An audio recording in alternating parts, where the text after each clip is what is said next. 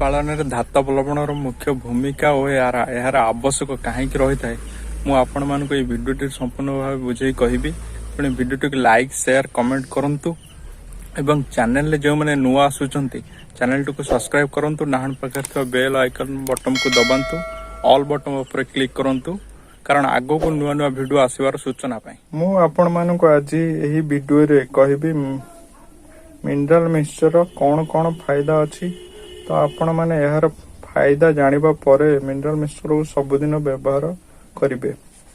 यह पूर्वरु आपणक पशुर डिवार्मिंग बा कृमिनाशक औषध निश्चिंत दियंतु।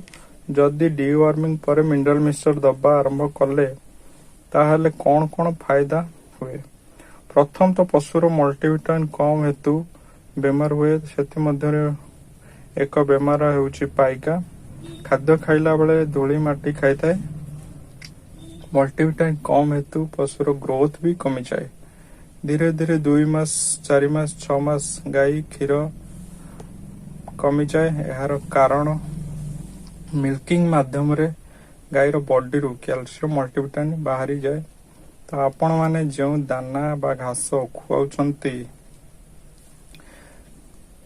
खुआउछंती से सठिक मात्रा मल्टीविटामिन आउ कैल्शियम मिली न थाए। धीरे धीरे कौन हुए 3 मास 4 मास 6 मास 9 मास जाए पर्यंत गाई मानकर हिट बा प्रजनन क्षमता कमी जाए। ए करिबा परे भी कनसिप करे नहीं। तो मु आज आपण मानकु देखाउची वीरबेक कंपनी एग्रीमेंट फोटो। यार मल्टीविटामिन केते मात्रा अच्छी देखिबा। यह को केते खाद्य रे देबा उचित आगो को मध्य एक छोट वीडियो आसीबो। तो देखि नबा वर्तमान यार एथरे केते कोन परिमाण रे अछि multivitamin. Nutrition value per KG vitamin A 7 lakh,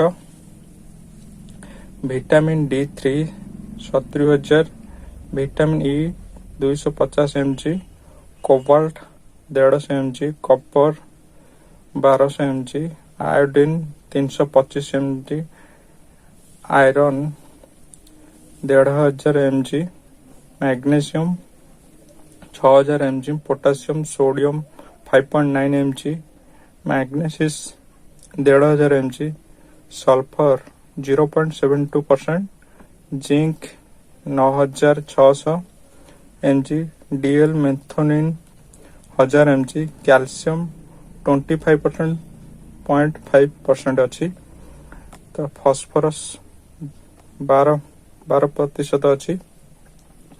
तो यार suggestive uses 50 gram per day to mixed in the feed for maintenance and for improved fertility। यार प्राइस आपण को मार्केट एमआरपी रेट अच्छी 158 टका। तो आपण मान को यार पशु दुकान रे मिल जिवो। बहुत कम दाम रे मिल जाई पारे। वीडियो टी केमिति लागिला तो कमेंट माध्यम मतामत दे पारिबे। तो चैनल जो मैंने नुआ आसुन चैनल टू सब्सक्राइब मध्य करंतु। डाहाण पाखे बेल आइकन दबातु ऑल बटन पर क्लिक करंतु आगो को नुआ वीडियो सूचना पाए। तो वीडियो संपूर्ण देखि बहुत बहुत धन्यवाद।